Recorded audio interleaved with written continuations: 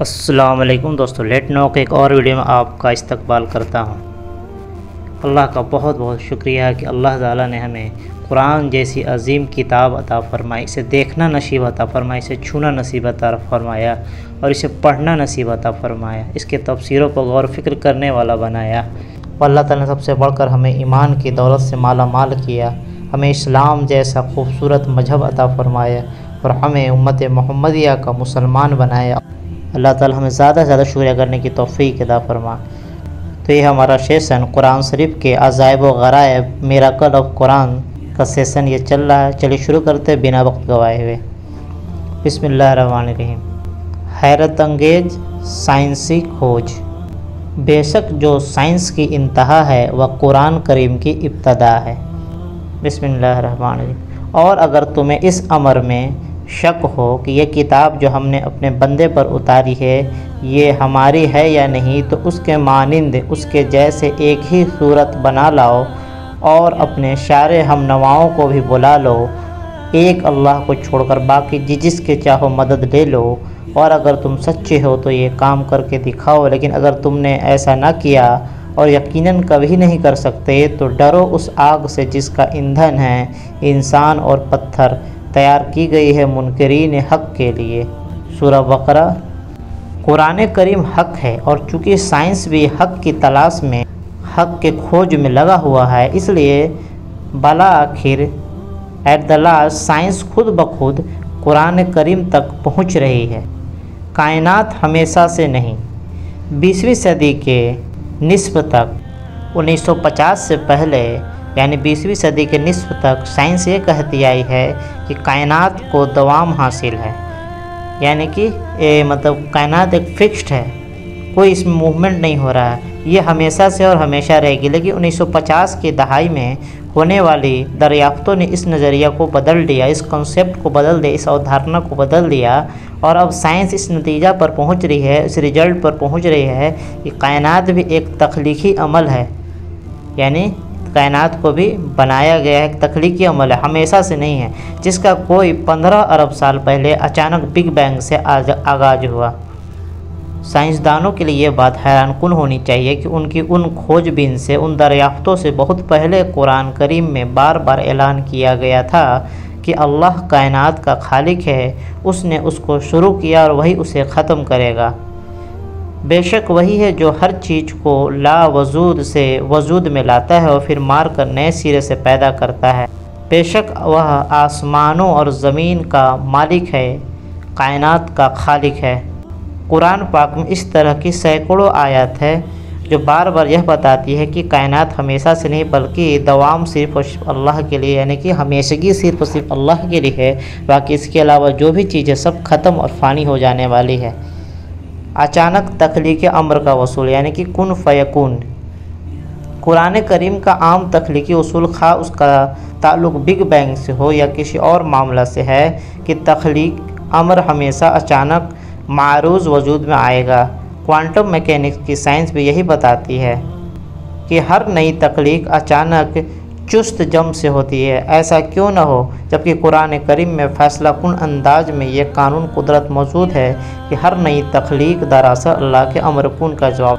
بے شک جب اللہ کی چیز کا ارادہ کر لیتا ہے تو اس کا امر حکم صرف یہ ہے کہ ہو جا، کن تو وہ ہو جاتی ہے، فیکن، جس کو فزکس کے زبان میں کوانٹم جمپ کہتے ہیں۔ Quantum jump.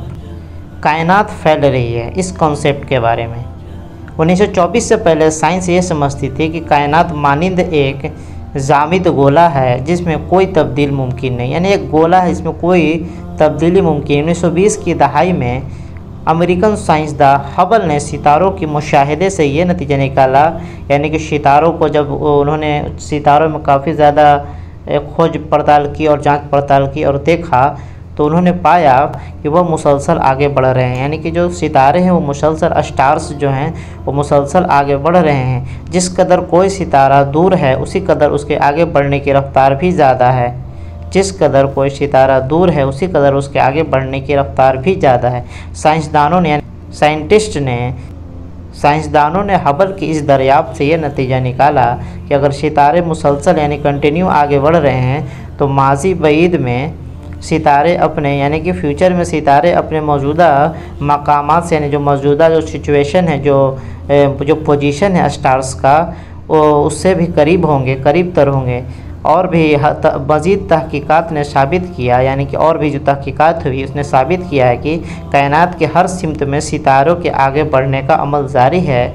उससे यह नतीजा निकला गया कि कायनात फैल रही है, यानी कि कायनात फैल रही है कॉन्सेप्ट अल्लाह ताला ने कुरान शरीफ में बड़े वाज़ेह तौर पर लिख दिया है। यह कि कायनात मुसलसल वसी तर हो रही है। जदीद साइंस की ये बहुत बड़ी दरियाफ्त थी जिसमें कई साइंसदानों को नोबल प्राइज़ भी मिले हैं। इंतहाई हैरानकुन बात यह है कि इन दरियाफ्तों से बहुत पहले कुरान करीम ने अपने अंदाज में इस हकीकत को साफ तौर पर वाज़ेह कर दी थी कि कायनात यानी कि पूरा यूनिवर्स जो है ये पूरा फिक्स नहीं है, कांस्टेंट नहीं है, ये मुसलसल खुल रही है, फैल रही है। और हमने कुरान शरीफ में अल्लाह ताला इरशाद फरमाते हैं, और हमने आसमान को, कायनात को अपने हाथ के बल से बनाया और हम यकीनन उसको फैला रहे हैं। ये आयत मुबारका न सिर्फ ये बताती है कि कायनात फैल रही है, बल्कि ये भी कि क्यों फैल रही है। अल्लाह के हाथ के इशारे से ये साबित होता है कि बिग बैंग ऐसे था जैसे लट्टू को घुमा दिया जाता है और उस घुमाव में फैलाव भी है और घूमने की हरकत भी। चुनांचे आज साइंस ये देख रही है कि एटम से लेकर गैलेक्सीज तक हर चीज़ अपने अपने मदार पर घूम रही है। सोचने की बात यह है कि साइंस की इतनी बड़ी बात को कुरान करीम ने थोड़े से अल्फाज में किस हैरत अंगेज़ तरीक़ा से वाज़ेह कर दिया। माँ सिवाय सुभान अल्लाह और क्या कह सकते हैं। और हमने आसमान को अपने हाथ के बल से बनाया, पूरे यूनिवर्स को अपने हाथ के बल से बनाया और हम यकीनन उसको फैला रहे हैं। इब्तदाई मादा का शक्ल ये कि कायनात मुसलसल फैल रही है, उससे ये नतीजा अखज़ करना मुश्किल नहीं होना चाहिए कि अपने इब्तदा में ये एक बेजिस्म ताकत का गोला होगी जो बिग बैंग से फट गया। इस लम्हा में दबाव की क़ुव्वत और दर्जे हरारत ला इंतहा था। साइंस बताती है कि तख्लीक के काफ़ी अरसा बाद तक भी दबाव और दर्जा हरारत अरबों डिग्री रहा। इस दौर में कायनात महज तवानाई और मादा के बुनियादी ज़र्रात फंडामेंटल पार्टिकल पर मुश्तमिल थी, जिसे साइंस प्रीमोर्डियल गैसेस का नाम देती है। प्रीमोर्डियल गैसेस कुरान करीम इस दौर के मुतल्लिक़ फरमाता है, फिर वह आसमान की तरफ मुतवज्जा हुआ और वह अभी तक दुखान यानी मानिंद धुआं था। सुभान अल्लाह, अल्लाह इब्तदाई कायनात की कैसी मिसाल है। इस तरह से आपने देखा कि तरह तरह के साइंसी दरियाफ्तों को, साइंसी खोजबीन को, साइंसी जो तहकीकात को किस तरह से कुरान शरीफ ने 1400 साल पहले ही इसको बड़ी अच्छे अंदाज में, बहुत ही मुख्तसर अल्फाज में बयां कर दिया था।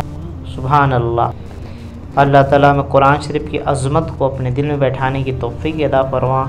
और ये कोई साइंस की किताब नहीं है, बस ये कि क्योंकि जिस तरह से अब तरह तरह के ये आते गए फिर उस पर रिलेट किएगा, जो कि इस कुरान शरीफ भी पूरे क़यामत तक के लिए किताब है। हर ज़माने के इसमें कुछ न कुछ अल्लाह ताला ने हर ज़माने के हिसाब से इसको ढाल दिया है, क्योंकि ये ज़माना आखिरी वक्त तक के लिए, क़यामत तक के लिए अब कोई किताब नहीं आने वाला है, तो इसमें तमाम चीज़ों का जवाब दे दिया गया।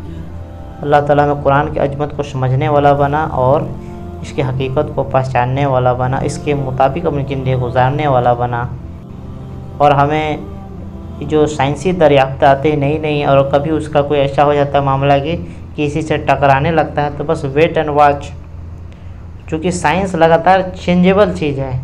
और अल्लाह ताला का जो कानून, अल्लाह ताला ने जो चीज़ कह दिया वो पत्थर की लकीर है, वो हतमी है, उस पर भरोसा। बहुत सारी चीज़ में ये पूरा उसमें फेल्यूर, ये फेल्यूर धीरे धीरे जैसे ज़माना एडवांस होता जा रहा है, चीज़ें नई आती जा रही है, तो बहुत सारी चीज़ें जो पीछे की जो ऑब्सोलीट होती जा रही है, पुरानी होती जा रही है, और ये नई चीज़ें आती है तो भी पुरानी चीज़ों को रिप्लेस करती जाती है। और इसमें एक चीज़ कांस्टेंट, जब तक वो सच्चाई को नहीं पहुंचेगी, जब तक वो उसमें लगातार चेंजिंग आता रहेगा साइंस में। लेकिन जो इस्लाम है वो अल्लाह ताला की तरफ से, जिसने इस पूरी यूनिवर्स को, पूरी कायनात को बनाया, उसका नॉलेज सब पर भारी है।